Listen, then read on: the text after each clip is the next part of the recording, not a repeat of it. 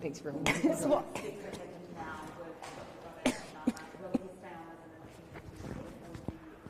Look, from the Labor Party's perspective, this matter is now concluded and resolved.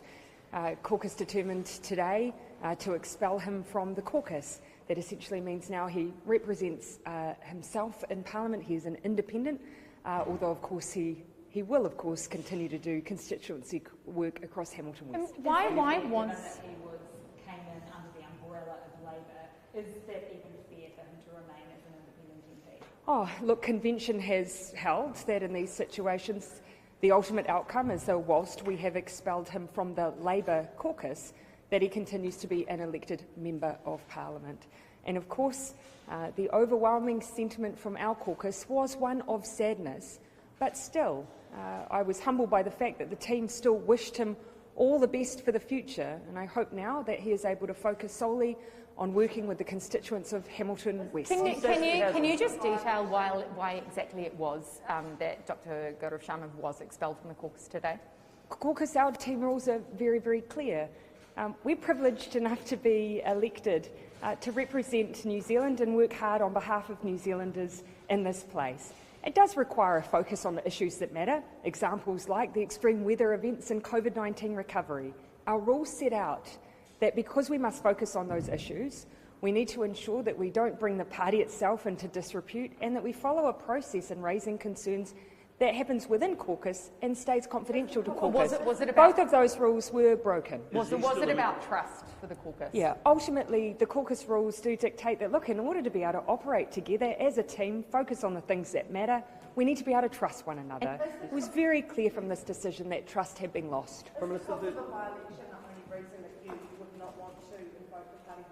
Oh, I think it is a reasonable consideration.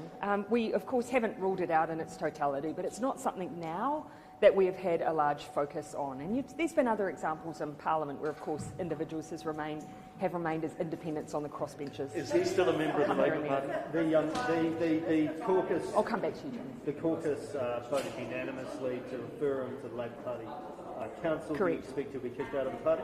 Oh, that is a member for the New Zealand Council of the Labor Party. So yes, caucus did vote to refer this matter now to the Council. What they'll go through then is a process to determine whether or not any additional disciplinary action can be or should be taken. One of those options for them is whether or not he is expelled as a member of the party, which then affects his ability to ever run for Labor in the future. Jane. That you would be worried about given the nature of the seat and potential anti-government protest. Look, in my view, there will be from time to time genuine need for by-elections.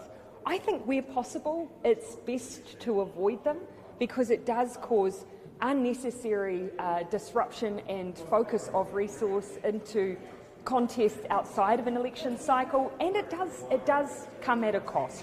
So if it can.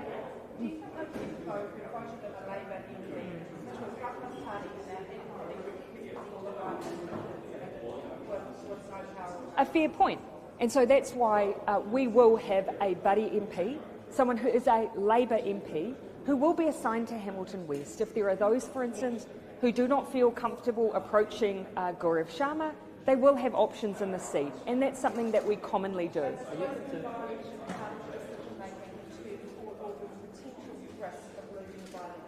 Sorry, what's that?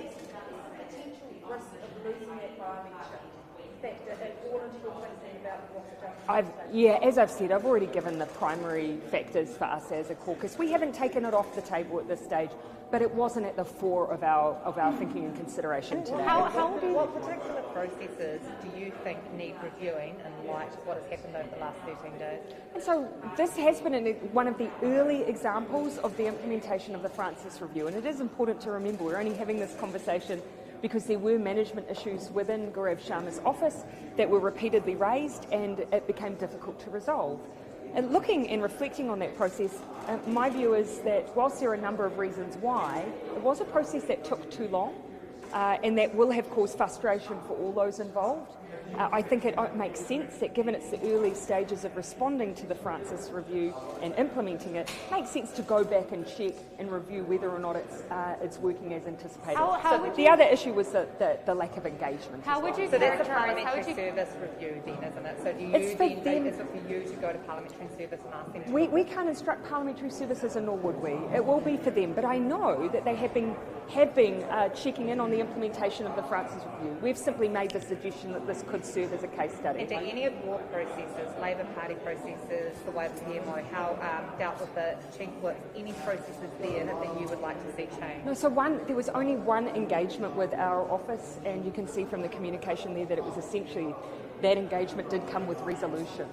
It then bounced back to a PS whips process and continued to drag out.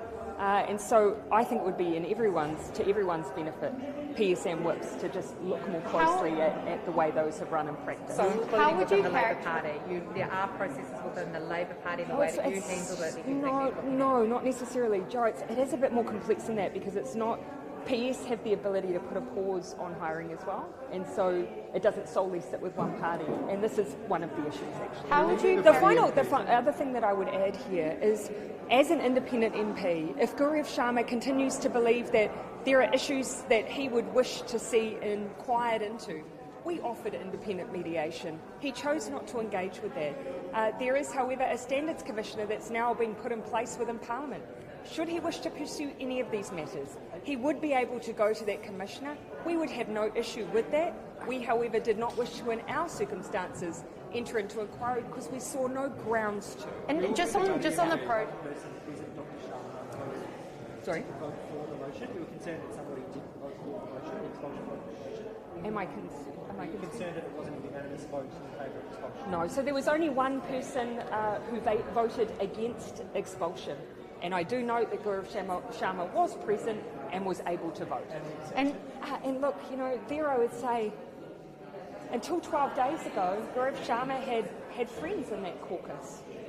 Today's caucus was an expression of real sadness that we'd arrived at this point. It does not surprise me at all that there will be those who are saddened that this is what it had come to. And what do you make? And what do you make?